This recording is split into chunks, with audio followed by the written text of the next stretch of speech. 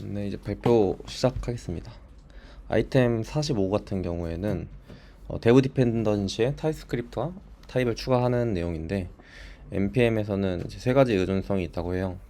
그리고 디펜던시스와 대부 디펜던시, 그리고 피어 디펜던시가 있는데, 디펜던시스는 이제 애플리케이션 실행되는데 필요한 패키지들이 필요하고, 그리고 대부 디펜던시에는 개발 환경에서만 필요한 패키지, 그리고 피어 디펜던시는 저 이번에 처음 알았는데, 이제 런타임에서는 필요하지 않지만 직접 임포트해서 런타임에서는 필요한데 직접 임포트해서 사용하지 않은 경우에 이제 호환성이 필요할 때 쓰는 것이라고 해요.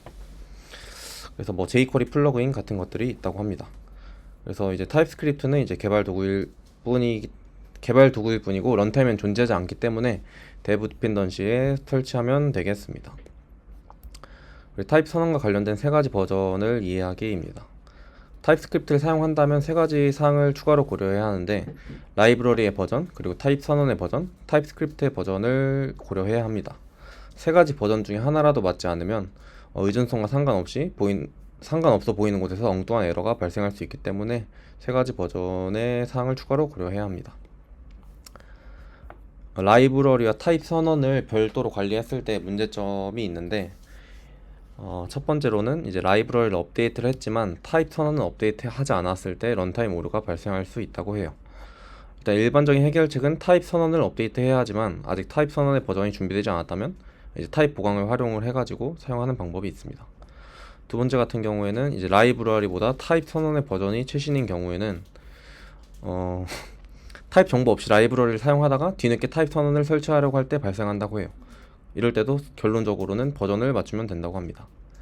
그리고 프로젝트보다 라이브러리에서 필요로 하는 버전에 치시는 경우에도 이것도 버전을 맞추라고 해요. 그래서 결과적으로는 세 가지 버전에 대해서 이해하고 버전을 잘 업데이트하고 관리해줘야 합니다.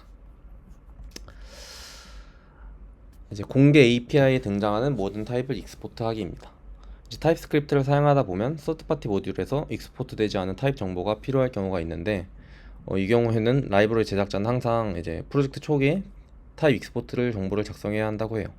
사용자 입장에서 이제 타입을 직접 임포트할 수 없을 상황이 있는데, 함수를 임포트하는 것만으로도 타입을 추출할 수 있다고 합니다.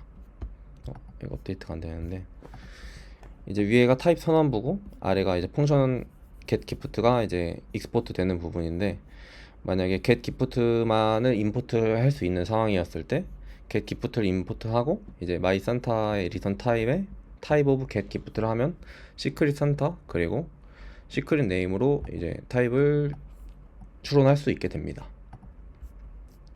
그래서 라이브러리 제작자는 프로젝트 초기에 타입 익스포트를 작성을 해야 하고, 공개 라이브러리는 사용자가 추출할 수 있으므로 익스포트하기 쉽게 만들라고 합니다.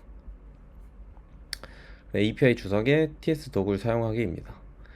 주석이 아닌 JS 독을 활용을 하면 함수가 호출되는 곳에서 주석을 툴팁으로 표시해 줄 수 있다고 해요. 아래의 내용과 같은데, 이제 뭐 그래플 TS 독이라고 했을 때 파람으로 작성된 이제 JS 독을 타입스크립트에서는 읽어올 수 있습니다. 그리고 JS 독에서는 파람과 리턴 타입스 같은 일반적 규칙을 사용할 수가 있고, 이걸 타입스크립트 관점에서는 TS 독이라고 합니다.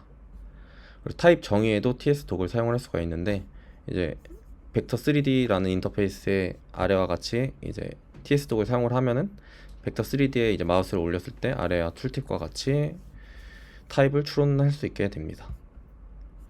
이상입니다.